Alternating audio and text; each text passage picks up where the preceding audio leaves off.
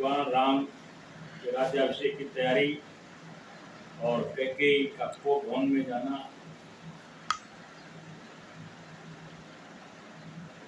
ऐसा विषैला दुख शायद किसी को मिलेगा।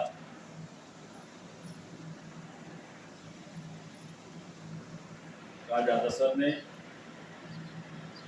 कुल पूजाचार्य को बुलाकर राज्याभिषेक के लिए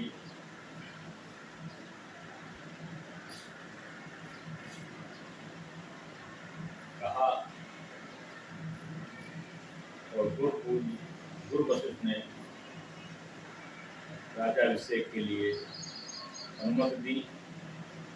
जैसे ही अनुमति दी, जैसे ही सुना, लोगों के अंदर खुशहाली आ गई और सब प्रसन्न हो गए। सब उत्सव देखने के लिए तैयार हो गए। माता कौशल्या ने जब सुना तो सभी दास दासियों को न जाने कितना कितना उपहार दे डाला। यहाँ तक कि दासियों को समझाया कि राम को राजा बनने दो, तुम लोगों को दासी करना बंद हो जाएगा, तुम लोगों को थोड़ा गांव दे देंगे, तुम भी रानी जैसी राज करोगी। सभी दासियों को दिया कौशल्या ने, लेकिन मंथरा को नहीं दिया, कैकेयी की दासी को नहीं दिया।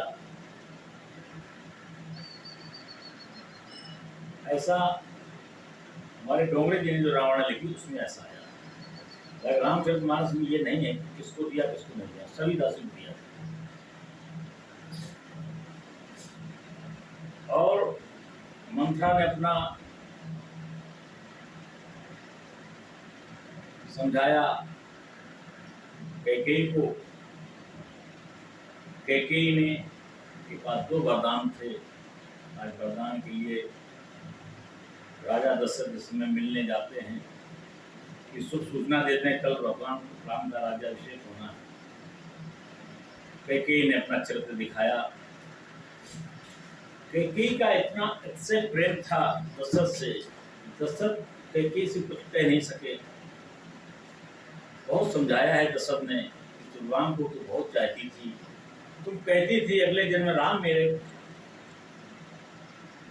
मेरे कुछ से जन्म ले, मेरे उधर से जन्म ले। इतना राम को तुम चाहती थी, आज राम के लिए इतना द्वेष। फिर भी दशरथ ने कैकेयी के एक वरदान को मान लिया कि हम भरत को राज्याभिषेक कर देंगे, लेकिन राम को 14 वर्ष का वनवास वापस। कैकेयी नहीं मानी,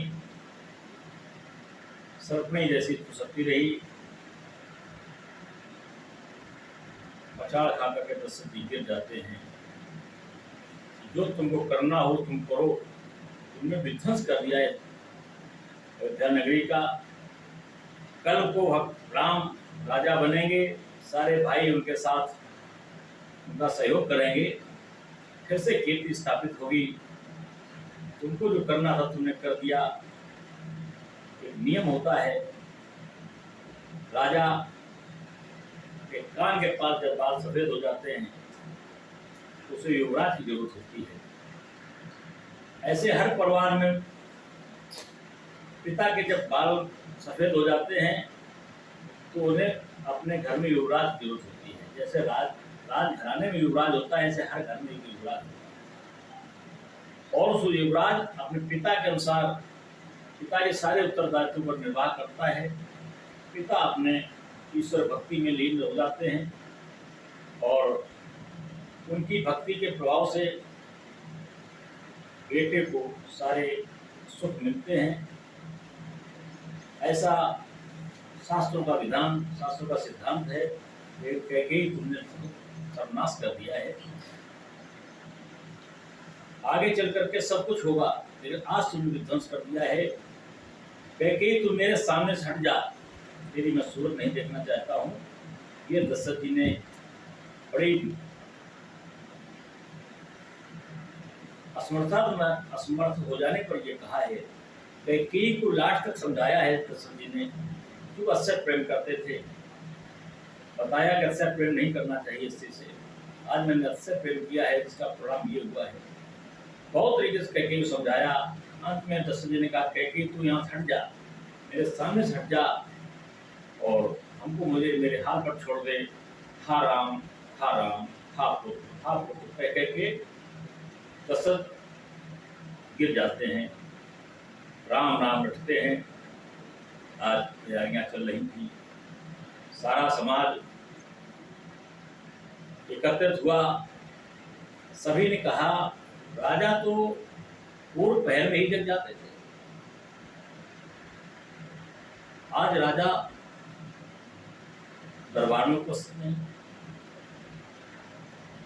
कहा गया, सुमंत राजा को जगा के लाओ। सुमंत बड़ी प्रसन्नता से चलते हैं, चारों तरफ पता लगाते हैं। कौशल्या के रनवास जाते हैं, सुमित्रा के रनवास जाते हैं, दशरथ जी नहीं मिलते हैं।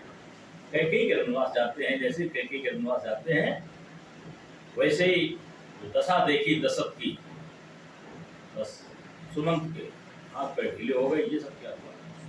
सुमंत ने पूछा, ये सब क्या हुआ? किसी ने कुछ नहीं बताया। आज सुमंत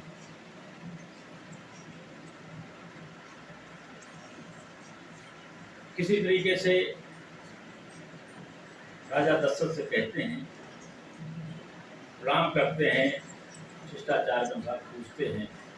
मंत्री था सुमंत, मंत्री को अधिकार था राजा को क्या परेशानी, राजा का कष्ट कैसे दूर हो।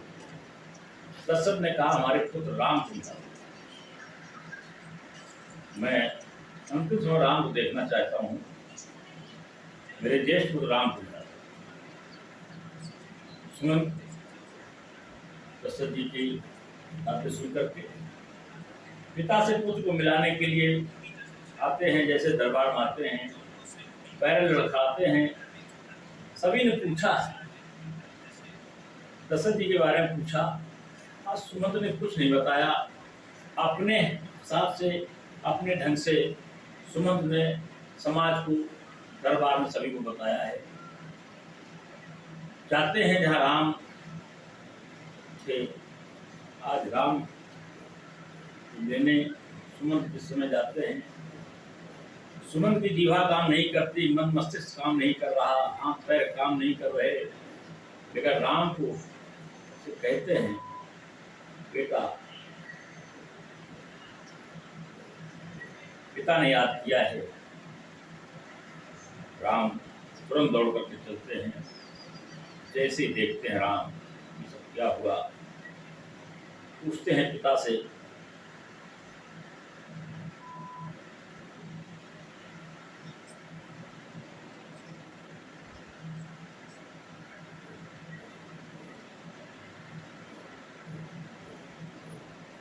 निरख पदम कहि भूप रजाई, रघुकुल कहीं चलो आई, राम सुभात सचिव संग जाई, देख लोग जहाँ तहाँ बिल खाई।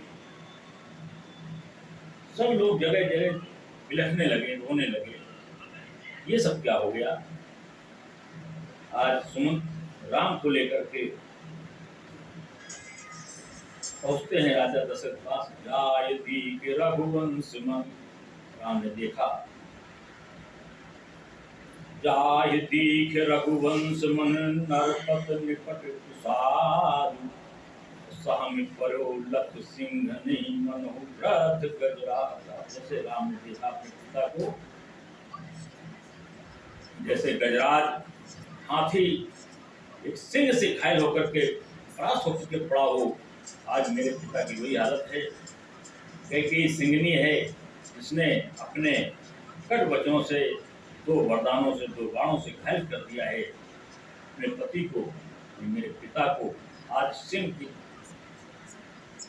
पछाड़ खा करके आज पिता दशरथ, राजा दशरथ, जो बड़े धैर्यवान राजा थे, चक्रवर्ती राजा थे, गजराज तरह पड़े हुए हैं।